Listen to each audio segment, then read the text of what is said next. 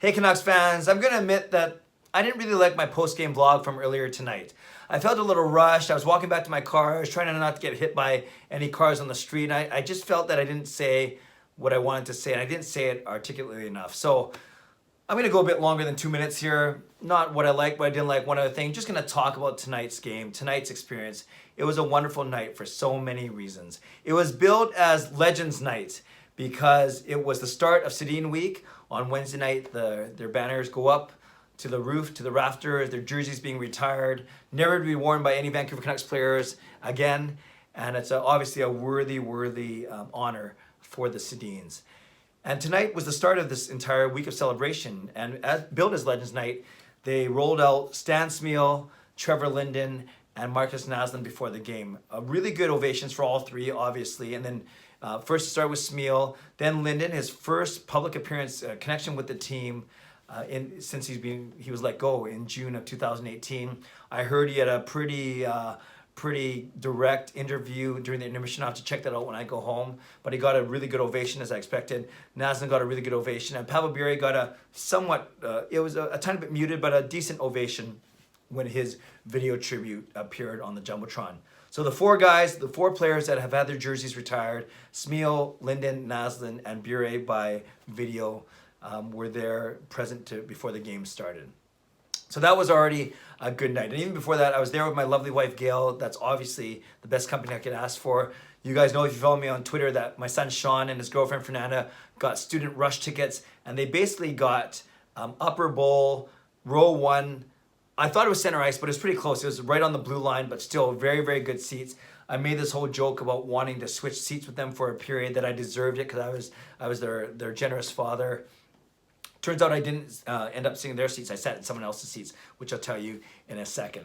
So then Marie Huey sings the anthems after that really nice pregame ceremony. And Marie, I always feel weird saying words like crushed it or killed it. I'm not sure if those are the best verbs when you talk about national anthems.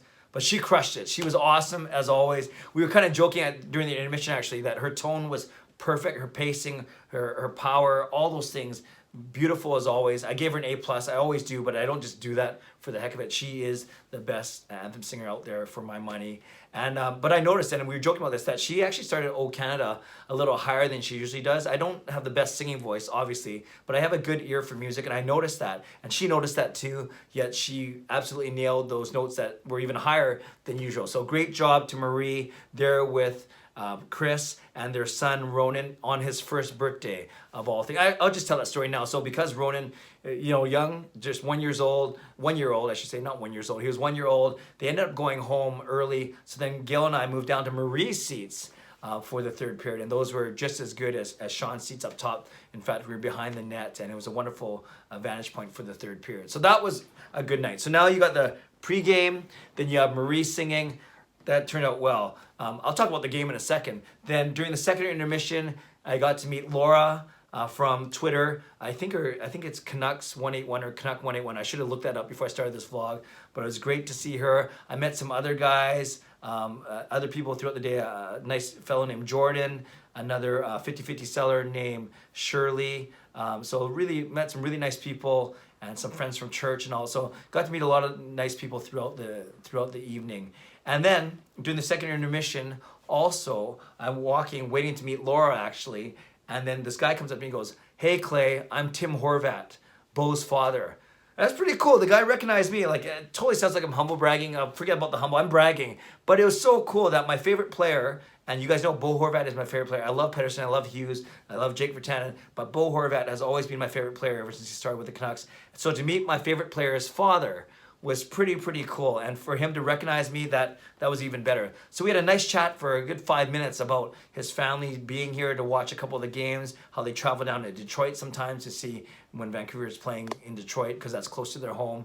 And then he told me that he watches my vlogs, so he might see this one. So Tim Horvat, if you're watching this one, thank you. It was you're a classy guy, a humble guy, a very generous man. It was wonderful meeting you. And I said this on Twitter, and I'll say it now. Many of you know that I lost my father, Larry, 15 years ago to a heart attack. And he was the one who made me a Canucks fan since I was a baby and a toddler. So father-son hockey stories, connections always move me and always have a big impact on me. So, Tim, to meet you, to hear you talk about how proud you are of Bo, for me to be there with my son Sean, although we weren't sitting together, it was just a really nice combination of emotions and feelings. So, Tim, if you're watching this, God bless you, brother. You raised an awesome son, an awesome hockey player, an awesome leader, and thank you for taking the time to meet me. And it's not just because you recognize me first, just how genuine and how engaged you were in our conversation. I really appreciate meeting you. So thanks again, Tim. That really made my night. I'm still going to talk about the Canucks in the second national game, but then after the game, as we're leaving Marie Huey's seats, we see Markus Naslund signing things and taking pictures. He was in the same suite that the Sedins were in. The Sedins left earlier, I think a little bit earlier. But Markus Naslund, credit to him, he stayed a good 10, 15 minutes after the game, after the arena almost emptied. He was signing everything. So he signed my Sedin jersey. You can't really see it, but yeah, trust me, he signed it. And I didn't get a picture with him.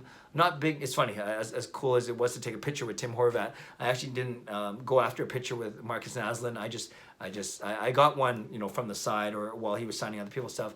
But very nice to meet Markus Naslund as well. So that was all the stuff that happened off the ice. The pregame with Naslund, Smyl, Linden, Bure, Marie Huey, my collab partner, singing so well.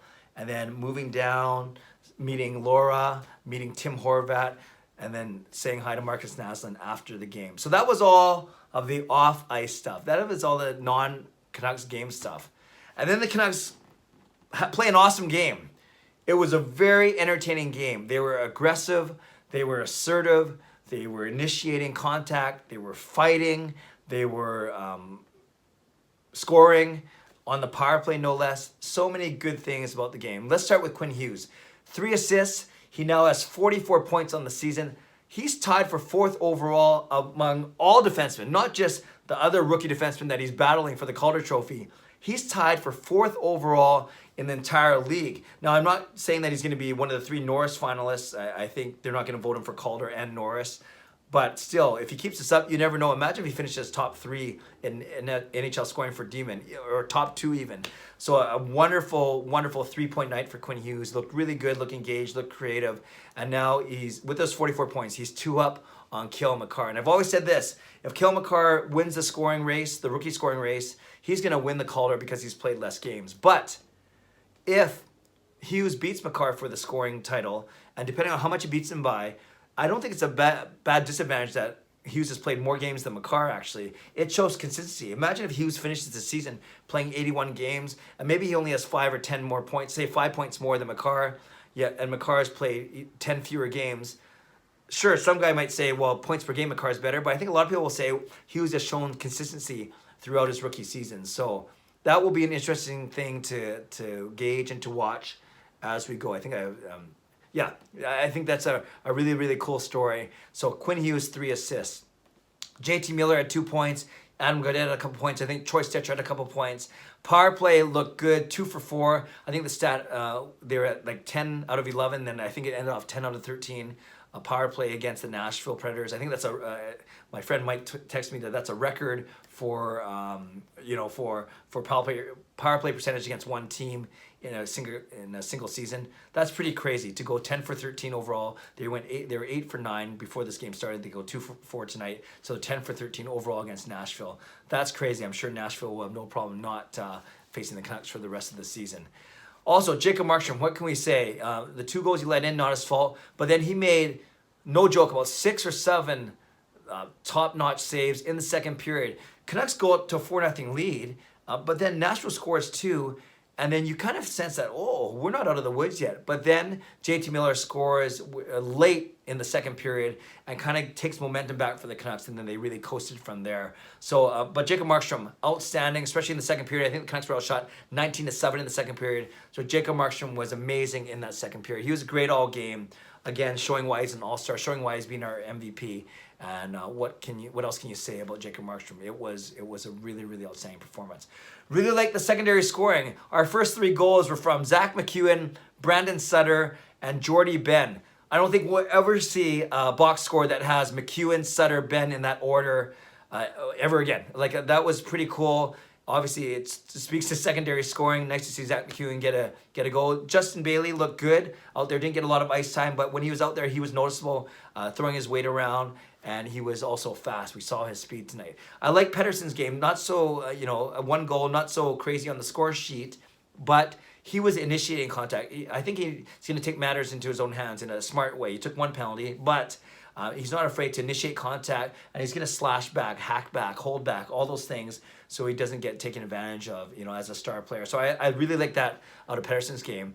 And then there was some scrappiness. You think of Anton Roussel getting to it and chucking the Nashville players a stick over the ice, over the glass, I should say, in the last couple minutes of the game. Now, I'm not sure if he's going to get suspended or fined by the NHL. I don't think you're allowed to take an opposing player's stick or even your own stick and chuck it over the glass. So we'll see what happens there. And it was actually kind of funny. The Canucks security or Canucks personnel actually took the stick. So remember, it's a Nashville Predator stick. Took the stick from the fan, but then all the fans were cheering, "Give it back, give it back, give it back," just as the crowd was, just as the clock was winding down. So when the clock hit 0, that was the exact moment that the Canucks staffer gave the stick back to the Canucks fan. And then the clock hit 0. So not only were people cheering for the end of the game, but they were also cheering for this guy getting the stick back. So it was a pretty comical moment. So overall, it was a great night. You can tell I'm in a good mood. I've been blabbing for the last 11 minutes. But let's look at the big picture too from a Canucks standpoint. I talked in my vlog today that these are important games for the Canucks to win. They're playing against non-playoff teams, Nashville, Chicago, Anaheim, and Minnesota. Well, the Canucks did what they should have done and are supposed to do. They demolished a non-playoff team. And with the 6-2 win, the Canucks are now 3 points up on Edmonton, Vegas, and Calgary, and 4 points up on Arizona. So only Edmonton has games in hand. Actually, technically, they have 2 games in hand. They could outright be ahead of the Canucks if they win those 2 games in hand. But hey, it doesn't matter. Right now, the Canucks are on top of the Pacific Division. Their playoff chances still increasing with every win. And now they're 3 points up on those other 3 teams. So overall, an absolutely wonderful night. A legendary night on Legends Night. I've talked about so much. I'm in a good mood. I got to do some work now for a couple hours, but that's okay. Canucks fans, let me know what you think. Let me know, not about my vlog, but let me know what you think about the night overall. Linden, Smyl, Naslund, Bure, Hughes, Roussel, Markstrom, Miller, Pettersson, Stetcher, McEwen, Ben, Sutter. I almost named the whole roster there. All those guys were noticeable for different reasons. Tell me what you thought about the game. Tell me what you thought about the new banners for the Legends.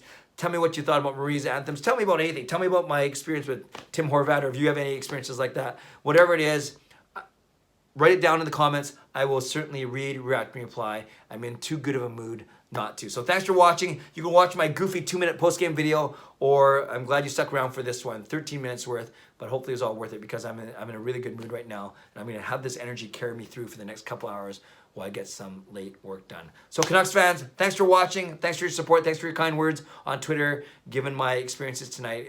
I can't wait for another legendary night on Wednesday night when the Canucks host the Chicago Blackhawks and the 2 Sedins jerseys are retired in front of their adoring fans. It's going to be a wonderful, wonderful night on Wednesday. But for now, leave a comment on this video. I would love to engage with you with your impressions of tonight. Subscribe if you'd like to. Like this video if you'd like to. Enjoy the day. Enjoy the night. I'll check in with you tomorrow. God bless. Go Canucks, go.